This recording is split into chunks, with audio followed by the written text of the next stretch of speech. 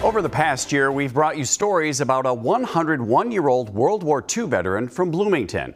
We caught up with Les Schrenk on the beaches of Normandy for the 80th anniversary of D-Day last summer in France. Recently, he got a chance to visit the former POW camp in Poland, where he was held captive for more than a year. WCCO's John Lauritsen talked with Les about the emotions of returning to the place that nearly took his life. I heard the pilot call the navigator for the nearest land, and I knew we were going down. The story of Les Schrenk is one of courage, grit, and a sheer determination to survive. If he would have just kept on firing, I wouldn't be here. Too fat is 6 o'clock up, coming in. During World War II, Les's B-17 was shot down in Denmark. B-17 out of control at 3 o'clock. But Les is convinced that after the initial shot, the German pilot intentionally stopped firing, allowing his crew to reach land. There's a tail gunner coming out. Where they were able to parachute out of their B-17. He could have killed us any minute. Nearly 70 years later, Les was able to meet Hans Hermann Muller, the Luftwaffe ace who shot his plane. Yeah. Hello. Yeah. I'm glad I did it because it turned out to be very enjoyable for me meeting him. He seemed like an old friend right away. That meeting also enabled Les to open up about his war experiences. Something he hadn't done most of his life. See the number? Yeah, that's the number. Les also tracked down what remained of his crew's B-17 in Denmark. But more recently, he returned to the Polish camp where the Germans kept him prisoner. And how were you treated there?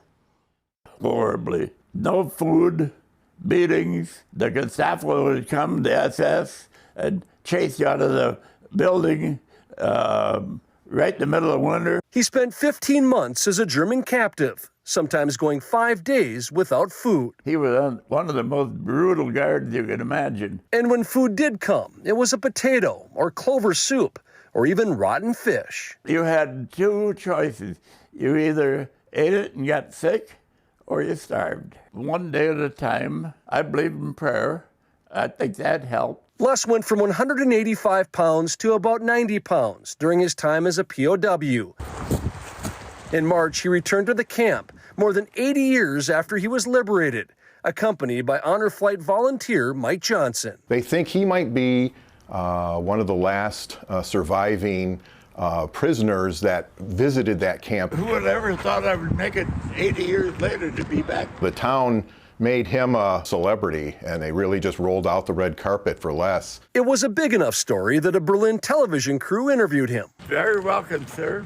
Very glad to be back. Even though the years had changed the landscape, seeing the camp again gave Les a sense of peace. They tell me that the last prisoner that visited there was over 12 years ago. We're with World War II veteran Lester Schrenk, 101 years old. These trips to Europe allow Les to connect with his past, whether driving a Jeep in Germany or riding in a plane over Utah Beach. Lester! That was a wonderful ride. Watch that fighter coming in at 3 o'clock. The war experience is not something he wishes on anyone. How you feeling? He's living. So Les chooses to live, knowing that each day is truly a gift. I think I'm very, very fortunate to be able to do it. In Bloomington with photojournalist Tom Aviles, John Lauritsen, WCCO News. This spring, an 8th Air Force statue was unveiled in Normandy. Les was honored at the ceremony.